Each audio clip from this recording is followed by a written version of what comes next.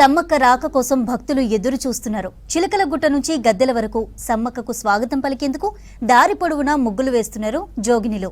ముగ్గులపై నిలబడి జంట పోతులను బలివ్వనున్నారు. శివసత్తులు చేస్తున్న డ్యాన్సులు అందరినీ ఆకట్టుకుంటున్నాయి. అందుకు సంబంధించిన మరిన్ని డీటెయిల్స్ అనిల్ అందిస్తారు. Anil, over to you. Saralamma Mahajatara మహాకుంభమేళలో ఈరోజు కీలక ఘట్టంకి రెండో కీలక ఘట్టం ప్రారంభం కాబోతుంది. సో చిలకలగుట్ట నుంచి సమ్మక్క ఈరోజు గద్దెలపైకి చేరుకున్నది. అయితే సమ్మక్క చిలకలగుట్ట నుంచి దారి పొడవునా కూడా అక్కడ బయలుదేరితే గద్దెలపై వరకు కూడా దారి పొడవునా ఇట్లాంటి ముగ్గులు వేసే స్వాగతం పలుకుతారు అమ్మవారికి.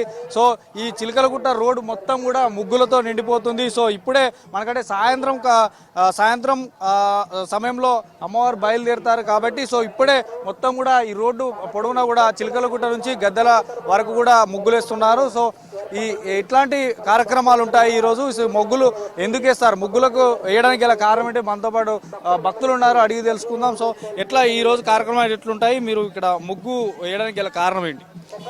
ముగ్గు వేయడానికి కారణం అంటే మేము గత 3 సార్లు 3వ జాతరకి రావడం జరుగుతుంది. మేము కోరిన ఏ మొక్కు అనుకుంటామో ఆ మొక్కు ఖచ్చితంగా అమ్మవారు నిలబెడుస్తుంది. కాబట్టి మేము అనుకున్నది అమ్మవారికి ఏది ఇష్టమో మేము అది ఆ ప్రకారంగా చేస్తాం. మేము ఏటనికి వస్తున్నాం. ఇప్పుడు అక్కడికి నార్కల్ జిల్లాకి వెళ్ళి వచ్చినాం.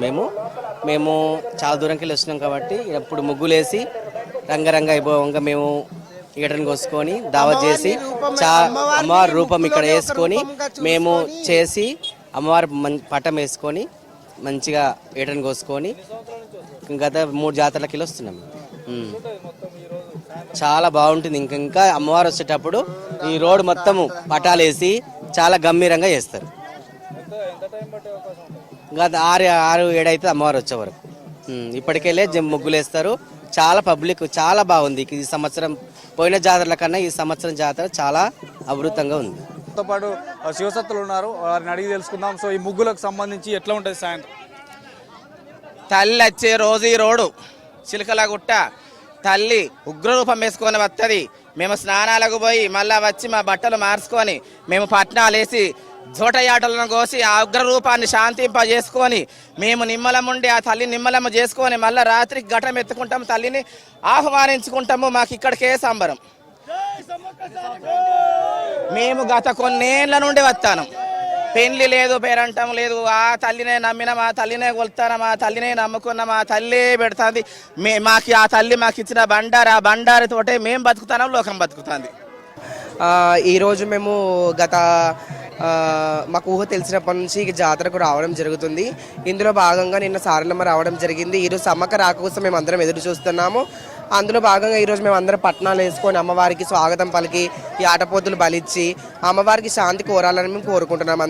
అందరూ బాగుండాలి, సుఖ సంతోషాలు ఉండాలి, అందరు పిల్లా పాపలు చల్లగా ఉండాలి, వాళ్ళు అనుకున్న పనులన్నీ కావాలి అని మేము కోరుకుంటూ లోక కళ్యాణం కోసం మేము పట్నాలు వేయడం, మళ్ళీ పూజలు చేయడం, ఆటలు పోయడం చేస్తున్నామండి.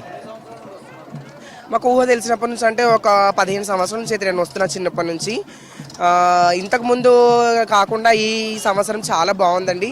అన్ని ఫెసిలిటీస్ చాలా బాగున్నాయి. మన అందరూ చూస్తున్నట్టయితే కూడా మన సమ్మక్క సారక్క గద్దెలు కూడా చాలా అంగరంగ వైభవంగా చేస్తున్నారు.